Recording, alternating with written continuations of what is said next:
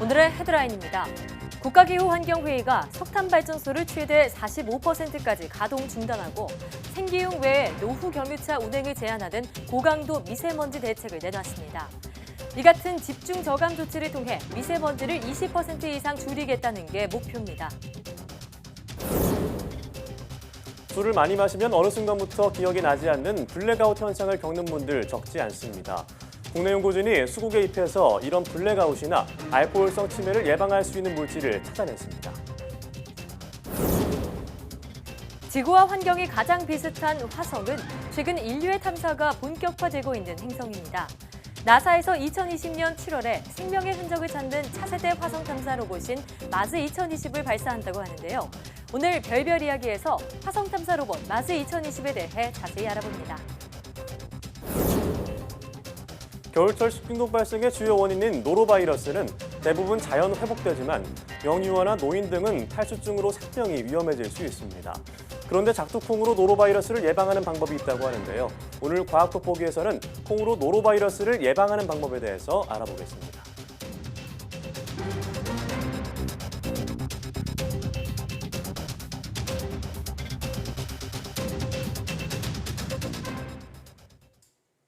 여러분 안녕하십니까? 사이언스 투데이입니다. 미세먼지가 가장 많이 발생하는 시기는 겨울부터 봄철인데요. 이번 겨울 고농도 미세먼지를 줄일 강력한 대책이 제시됐습니다. 국내 석탄발전소의 최대 45%를 가동 중단하자는 고강도 방안도 담겼는데 어떤 내용인지 최소라 기자가 보도합니다. 국가기후환경회의는 단일 사업장 가운데 가장 큰 미세먼지 배출원인 석탄 발전소에 주목했습니다. 미세먼지 고농도 계절에 국내 석탄 발전소 최대 27기를 가동 중단하자는 겁니다. 전체의 45%에 해당하는 양입니다.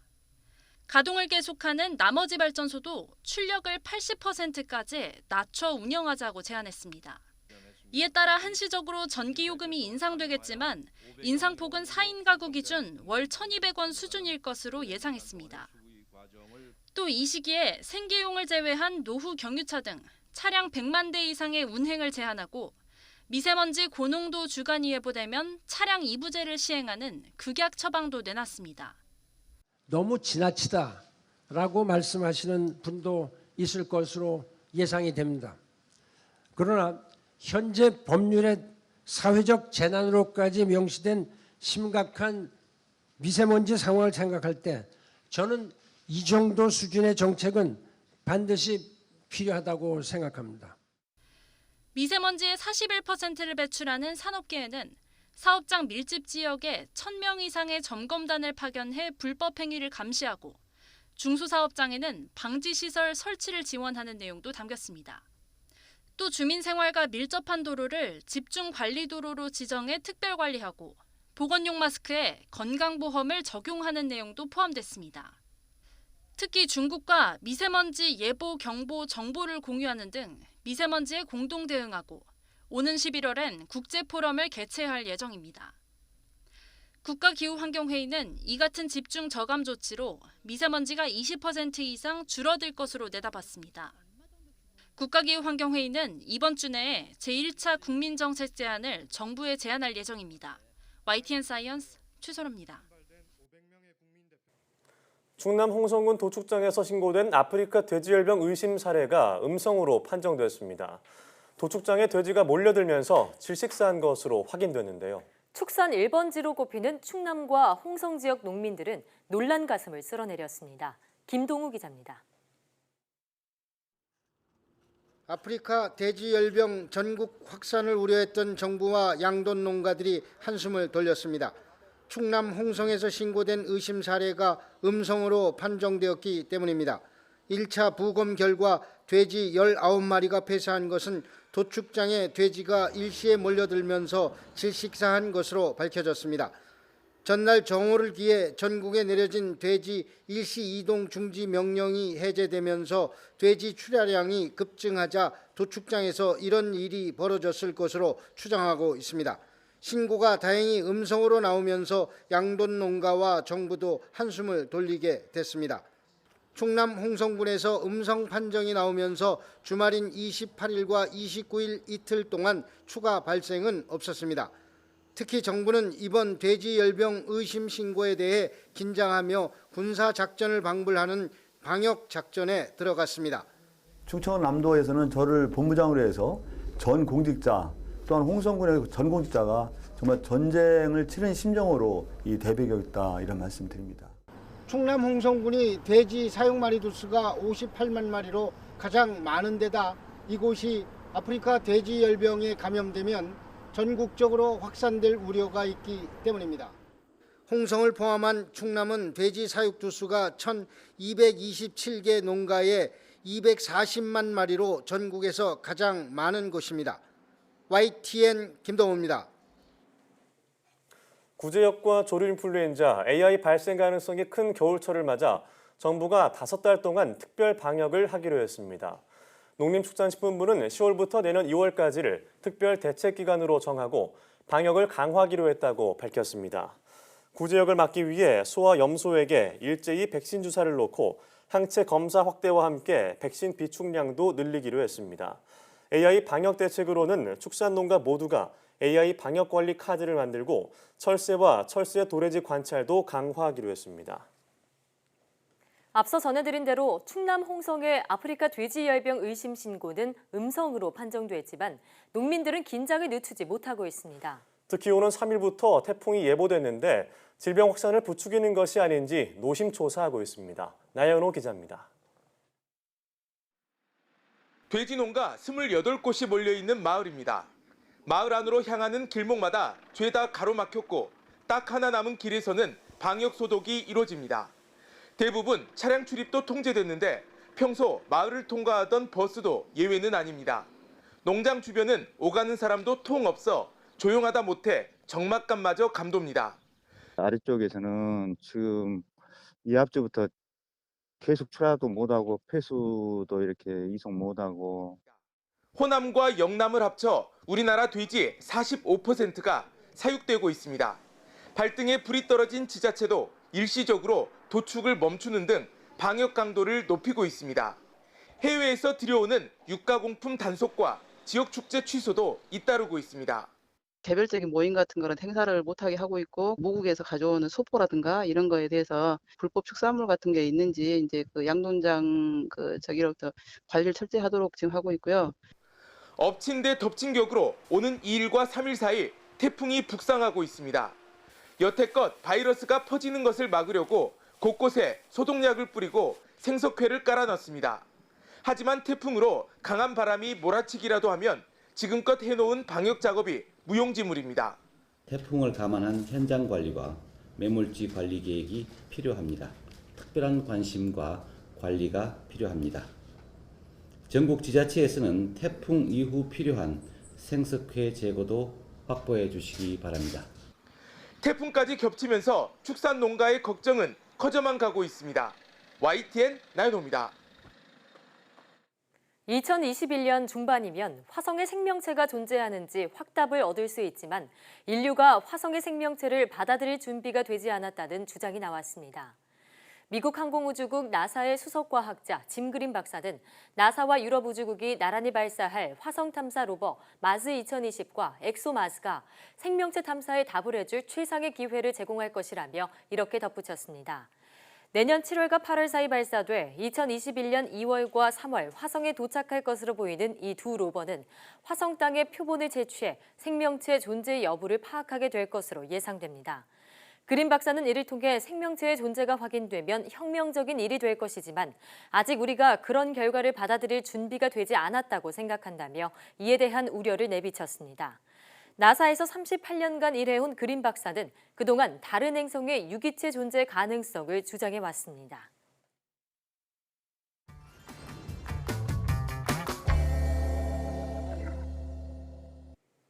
나사에서 화성행 탑승권을 얻는 방법을 공개해 전 세계인의 관심이 집중된 바 있습니다.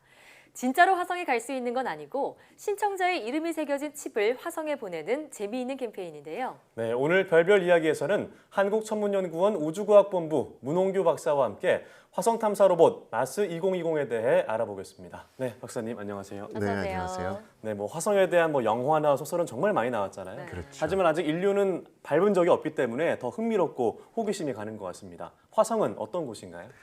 네, 화성은 달 착륙 이후에 처음으로 사람이 발을 딛게 될 천체입니다. 예. 지름은 지구의 반, 중력은 0.38배라서 만약에 50kg인 분이 화성에 가시면 19kg이 됩니다. 아, 네. 네, 화성의 하루는 지구의 하루보다 37분이 길고요. 네. 1년은 지구의 2배보다 조금 짧습니다.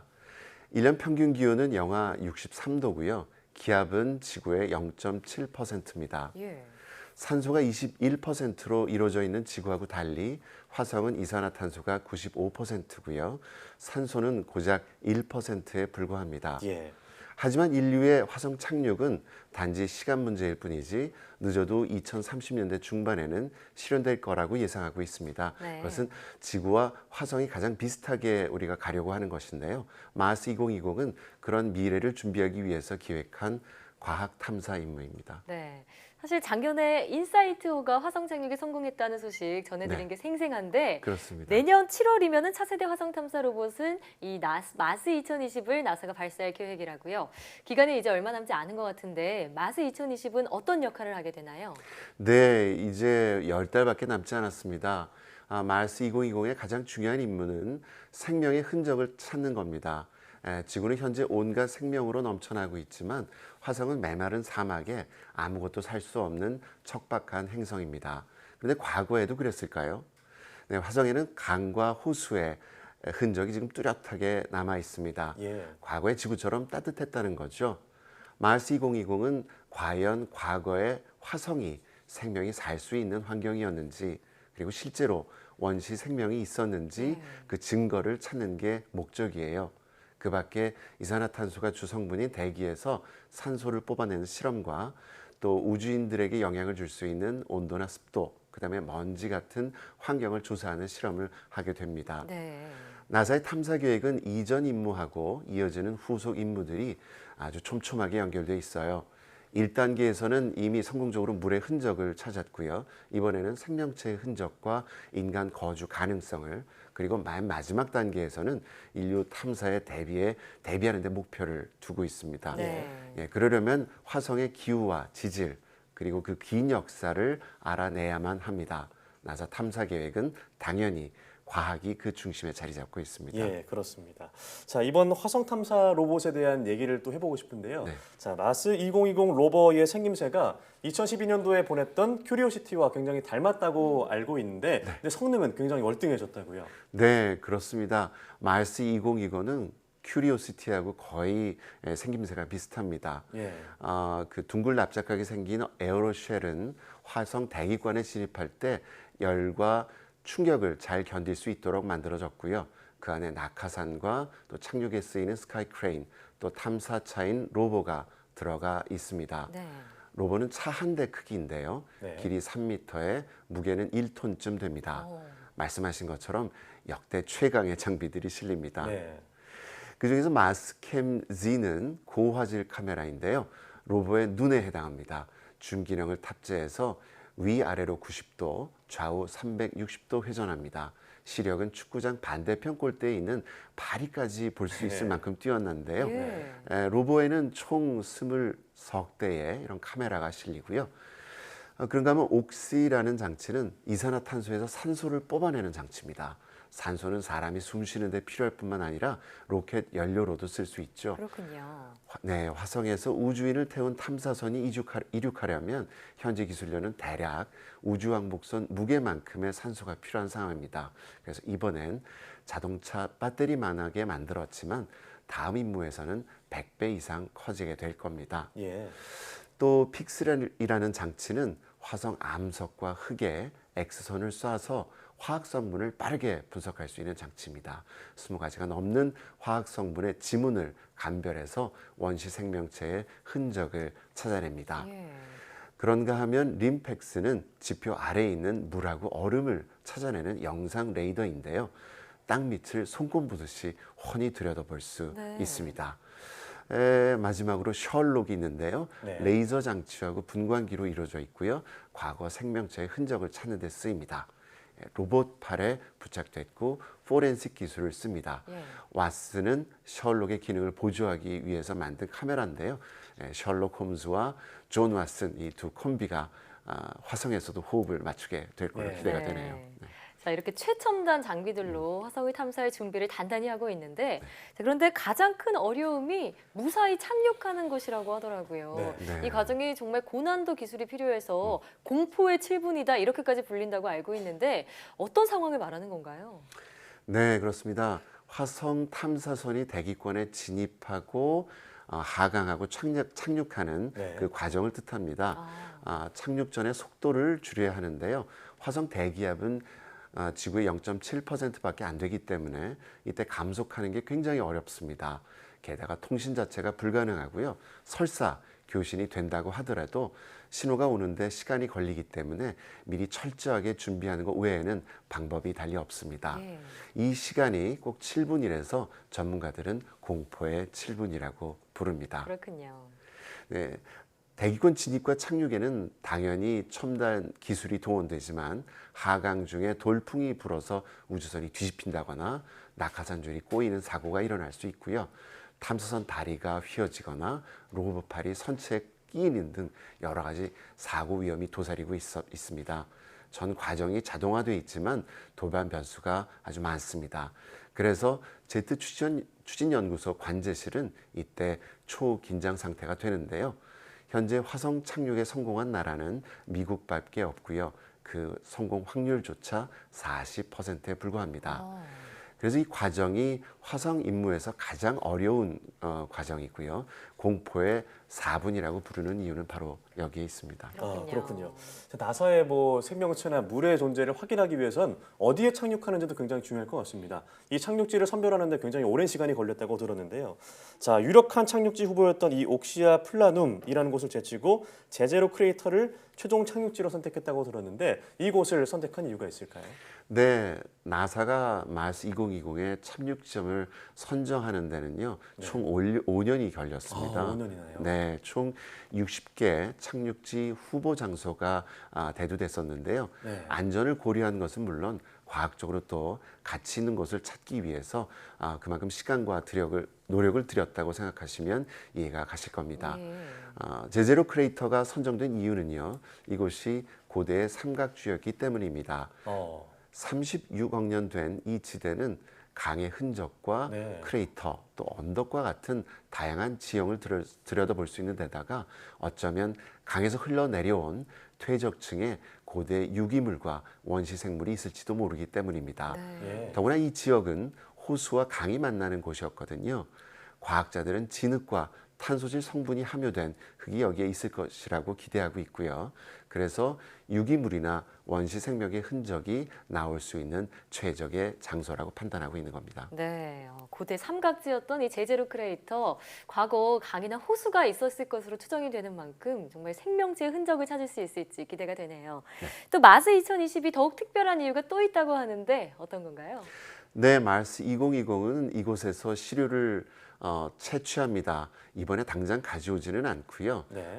하지만 이번에 아직 이번에 귀환 기술이 지구로 가져오는 기술이 아직 준비되지가 않았기 때문인데요. 마스 2020 로봇은 여러 지역을 돌아다니면서 채집한 시료, 즉 표본을 캡슐에 하나하나 담아 두게 됩니다.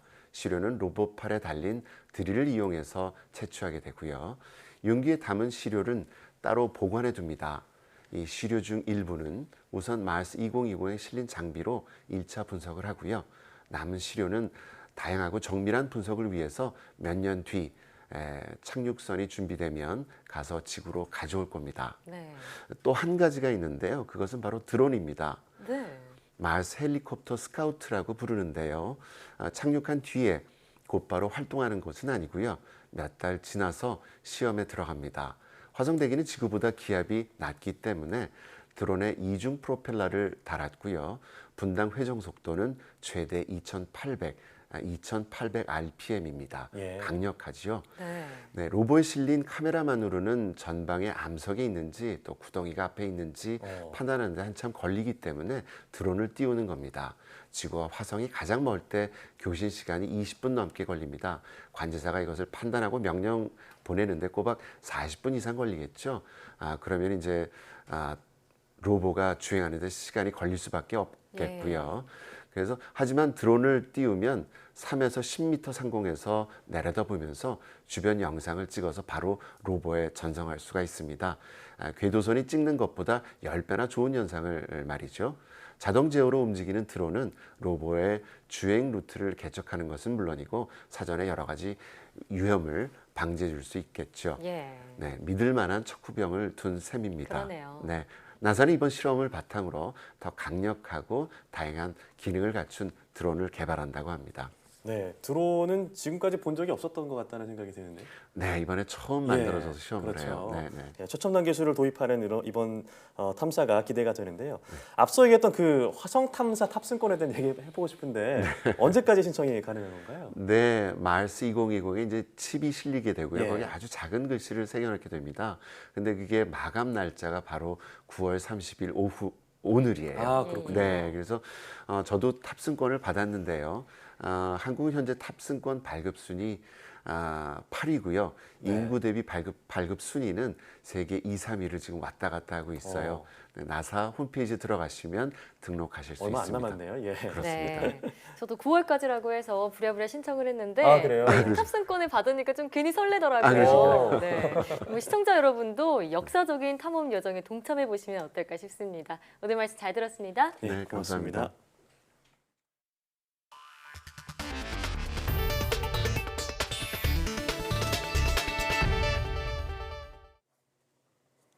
네, 흔히 필름이 끊겼다라는 말 많이 하죠. 술을 많이 마셨을 때 기억이 사라지는 현상을 비유하는 말인데요. 네, 이런 현상을 예방하는데 수국 추출물이 효과가 있다는 연구 결과가 나와 주목받고 있습니다. 김종호 기자가 보도합니다. 술 소비가 많은 우리나라. 술을 많이 마시면 어느 순간부터 기억이 나지 않는 이른바 블랙아웃 현상을 주변에서 어렵지 않게 목격할 수 있습니다. 과도한 알코올의 섭취는 기억의 형성에 중요한 기전인 시냅스 가소성의 형성을 막 방해하고 그리고 그런 결과로 인해서 기억의 형성을 방해하는 것으로 알려져 있습니다. 부산의 한 벤처기업과 대학이 수국에서 이런 증상을 예방할 수 있는 물질을 찾아냈습니다. 수국 가운데에서도 대부분 버려지던 잎에서 ACE-HM이라는 물질을 추출한 겁니다. 블랙아웃 현상들이 실질적으로 알코올성 치매하고 굉장히 큰 연관을 가지고 있습니다.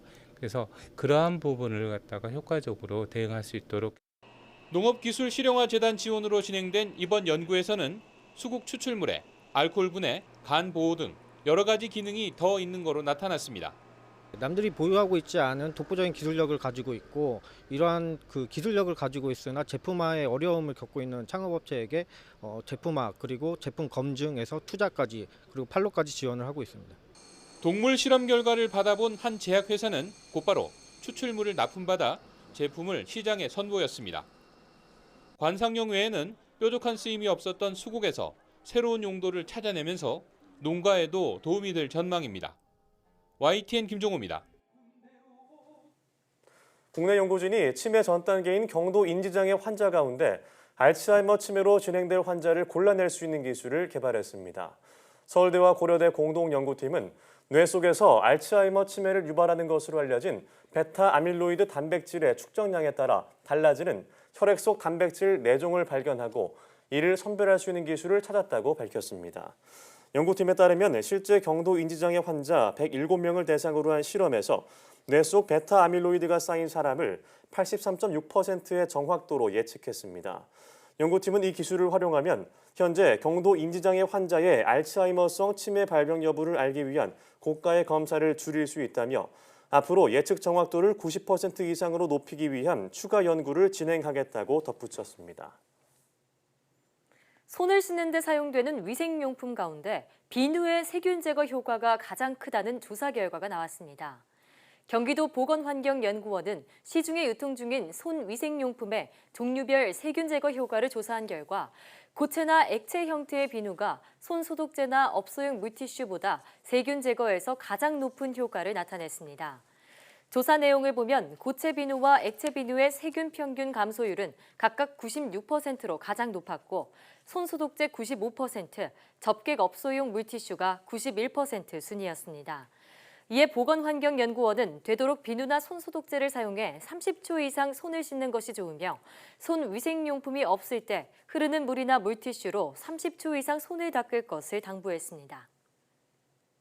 국내 AI 분야의 고급 인재를 양성하기 위한 인공지능 대학원으로 포항공대와 광주과학기술원이 추가로 선정됐습니다. 광주 과학기술정보통신부는 올해 9월 한국과학기술원, 고려대, 성균관대 등 3개 대학에 인공지능 대학원을 설립한 데 이어 2개 대학을 추가 선발했다고 밝혔습니다.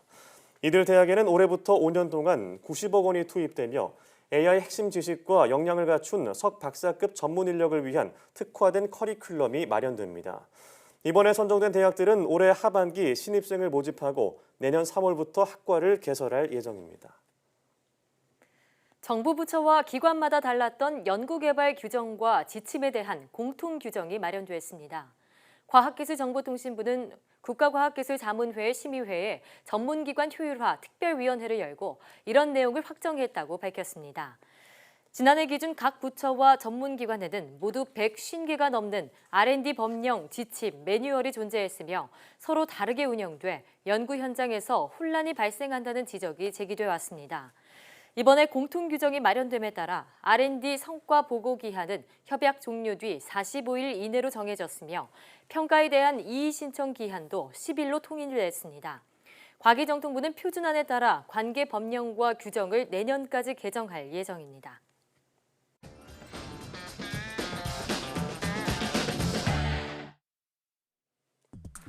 한 주간 화제의 뉴스를 뽑아보는 사이언스 핫5 시간입니다. 지난주 시청자들의 눈과 귀를 사로잡은 과학 뉴스는 어떤 것일까요? 5위부터 만나보시겠습니다.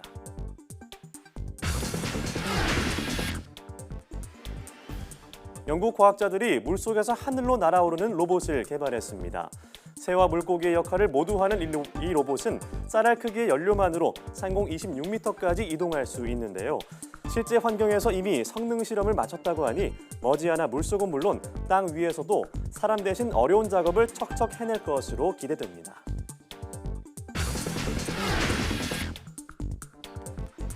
4위는 스코틀랜드에서 태어난 칠레 홍학 소식입니다. 진이란 이름의 이 새끼 홍학은 보름 전쯤 스코틀랜드의 한 조류 보호구역에서 태어났습니다. 야생 칠레 홍학은 현재 전 세계에 30만 마리 정도밖에 남지 않은 멸종 위기종인데요. 모두의 관심 속에 태어난 새끼 홍학 진이 건강하게 자라길 바랍니다.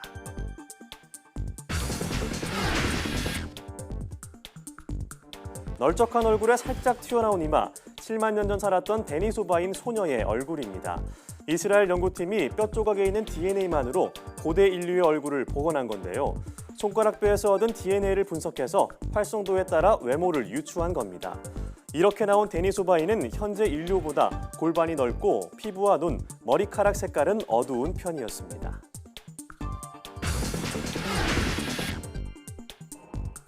우리나라가 세계에서 5번째로 가스터빈 제작 기술을 갖게 된다는 소식이 2위입니다. 전기를 만들 때 쓰는 가스터빈은 정교한 기술력이 필요해서 기계공학의 꽃이라고 불리는데요. 국내 기술로도 이런 고정밀 가스터빈을 만들 수 있게 된 겁니다. 이 기술이 상용화되면 석탄 발전소를 대신해 25만 가구에 전력을 공급할 수 있다고 하네요.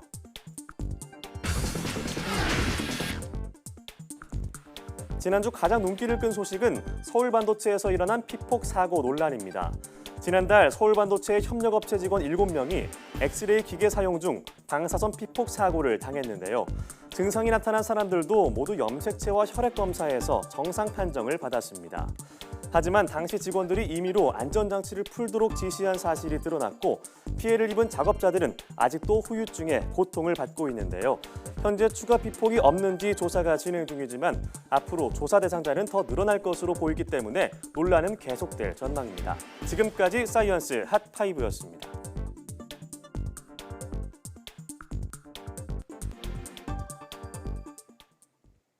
인간 때문에 생태계가 무너졌던 칠발도의 복원 작업이 재궤도에 올랐습니다. 바다새의 정거장이라고 불렸던 이 섬은 이제 새들이 먹고 쉬고 번식하던 보금자리의 모습을 조금씩 찾아가고 있습니다. 류재복 기자의 보도입니다.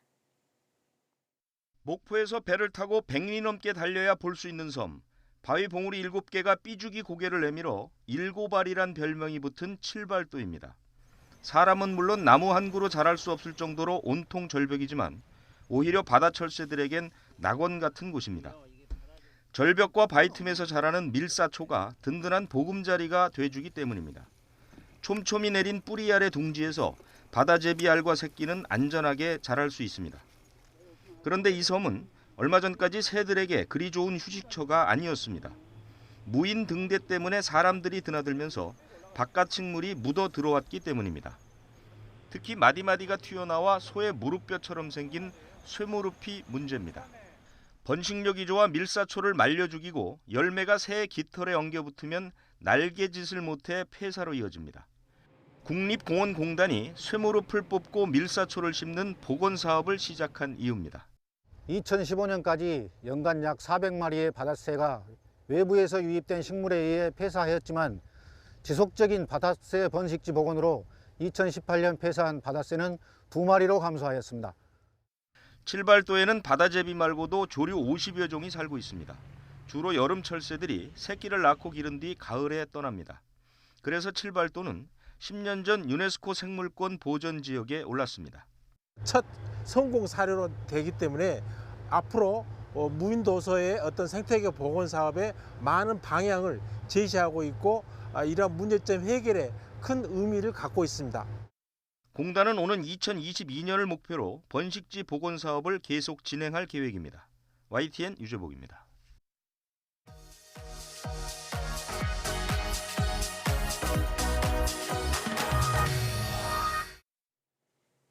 겨울식 중독하면 가장 먼저 떠오르는 것이 노로바이러스일 텐데요. 미량의 바이러스로도 병을 일으킬 수 있어서 매우 위험하다고 합니다. 네, 하지만 작두콩을 이용해서 노로바이러스를 예방하는 방법이 있다고 하는데요. 오늘 과학 돋보기에서는 안전한 물질로 바이러스를 막는 방법에 대해서 알아보겠습니다. 한국기초과학지원연구원 장비운영부 권효셉 박사와 함께 이야기 나눠보겠습니다. 네. 안녕하세요. 어서 오세요. 네, 참 겨울철의 골칫거리 중에 하나입니다. 노로바이러스. 네, 자, 그런데 이 노로바이러스를 30분 안에 진단할 수 있는 기술이 개발됐다고 들었습니다. 흔히 볼 수 있는 종이로 진단할 수 있다는 건데, 예. 자, 개발 과정을 듣기 전에 일단 노로바이러스가 어떤 것인지 설명을 부탁드리겠습니다. 네, 노로바이러스는 급성 위장염을 일으키는 겨울철 식중독 바이러스로 알려져 있습니다. 실제로는 겨울뿐 아니라 사계절 주의해야 되는 질병인데요. 대부분 3일에서 일주일 내로 자연적으로 회복되지만 영유아나 노인과 만성질환자는 탈수증으로 생명이 위험해질 수 있습니다. 식중독과 차임이 있다면 영하의 추운 날씨에도 생존할 수 있을 뿐 아니라 염소가 든 일반 수돗물에서도 또한 60도로 30분 정도 가열해도 독성이 유지되는 아주 질긴 바이러스입니다. 네. 또한 사람 사이의 직간접 접촉으로 전염성이 매우 높으며 오염된 식품과 물을 매개로 집단 유행을 일으킵니다.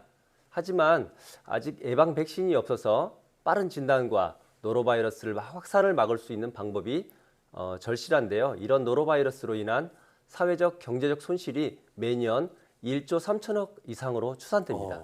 예, 아니 그렇게 질긴 노로바이러스를 어떻게 종이를 이용해서 진단할 수 있는 건가요? 아, 네. 저희가 개발한 원천 기술 때문인데요. 종이칩을 이용한 고감도 현장 진단 원천 기술입니다. 현장 진단 센서는 비전문가도 짧은 시간 안에 질병 검사가 가능한 현장 검사용 진단 기기를 말하는데요. 네. 노로바이러스는 급성 위장염을 일으키는 바이러스가 이기 때문에 아주 적은 양으로도 감염력이 강합니다. 네. 그래서 고감도 진단법이 필요합니다.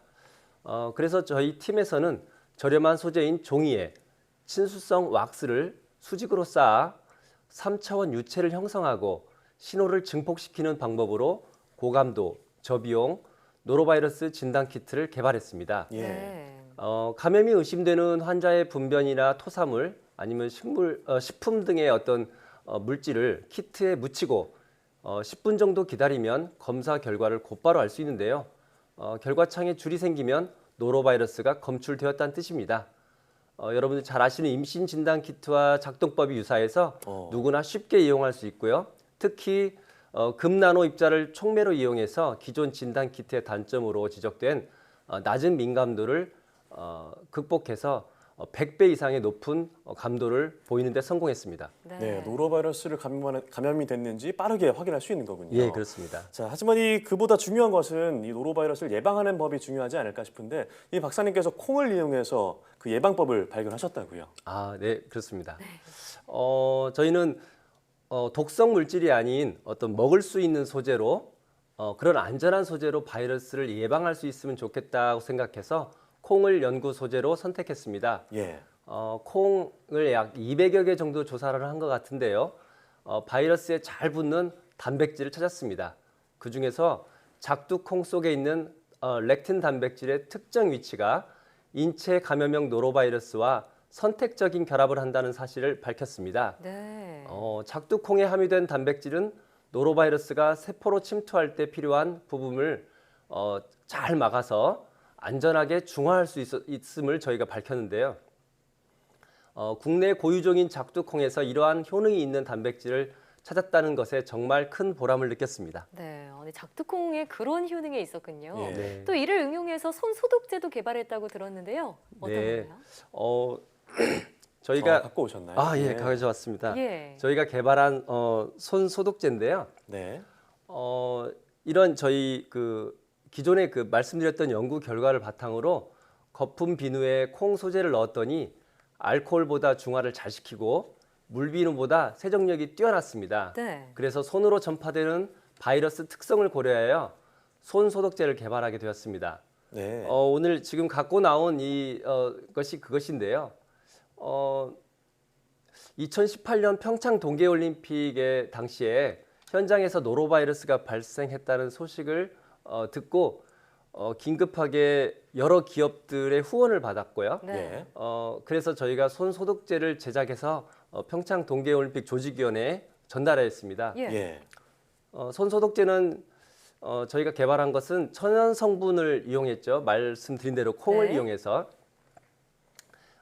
인체 감염형 노로바이러스에 대한 손 세정 능력이 테스트해본 결과 97.3%가 였고요. 예.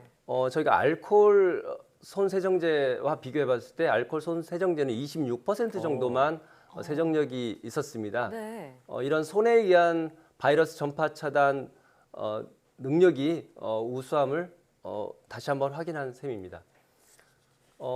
손 소독제를 저희가 이제 올림픽 조직위원회에 전달을 하고 사용을 했을 때 환자 수가 급감했고 네. 또한 선수들에게 전파되는 것을 차단하게 되었습니다. 예. 이후에 저희 이 제품이 패럴림픽까지 사용하게 되었고요. 또한 이러한 노로바이러스 확산을 방지했다는 공로로 올림픽 조직위원회로부터 감사장을 받게 되었습니다. 네, 정말 콩을 통해서 엄청난 발견을 하셨다는 생각이 듭니다. 자, 지속적으로 개발이 되면 좋을 텐데 뭔가 어려움이 있다고 들었습니다. 무슨 내용인가요? 아, 네. 병원 등에서 사용하려면 항바이러스 효능을 표기할 수 있는 의약 외품이 되어야 하는데요. 콩 추출물은 첨가물 소재로 등록하기가 아직까지는 좀 어렵습니다. 세균과 바이러스는 비슷하다고 생각하는데 전혀 다르거든요. 네. 항균용 물질만 의약 유품으로 첨가물이 등록이 아직까지는 용이하고 바이러스는 그런 준비가 아직 좀 안 된 상태입니다. 네. 그런 어려움이 풀려서 병원이나 어린이집 같은 곳에서 쓸 수 있게 하는 것이 저희의 희망입니다.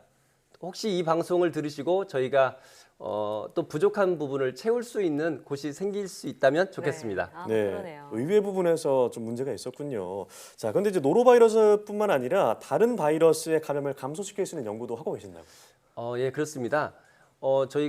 저희 콩 소재를 이용해서 테스트해본 결과 간염 A형 바이러스를 완벽하게 중화하는 것을 확인하였습니다. 네. 이 부분은 저희가 더욱더 연구를 더 진행을 할 예정입니다. 그렇군요. 최근 또 조개젓 때문에 A형 간염 바이러스에 대한 우려감이 참 높은데 이런 인체를 좀 위협할 수 있는 바이러스뿐만이 아니라 바이러스 자체의 감염력 여부를 파악하는 데에도 이 기술들이 빨리 상용화됐으면 좋겠습니다. 예. 오늘 말씀 잘 들었습니다. 네, 고맙습니다. 감사합니다.